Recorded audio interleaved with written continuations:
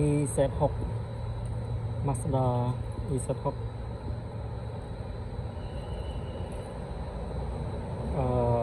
20 គ្រឿងបងប្អូនគេយកមកផ្ញើនៅអាគារកន្លែងធ្វើការ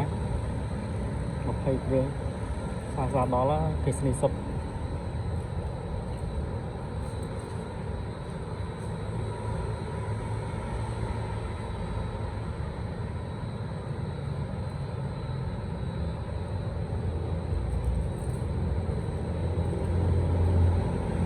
EZ6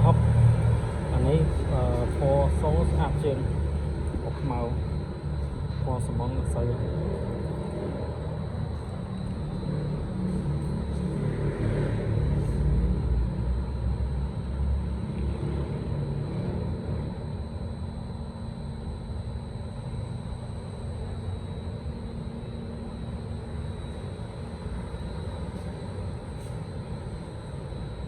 ទម្ងន់វា 2590 គីឡូធ្ងន់ណា2 តោនកន្លះ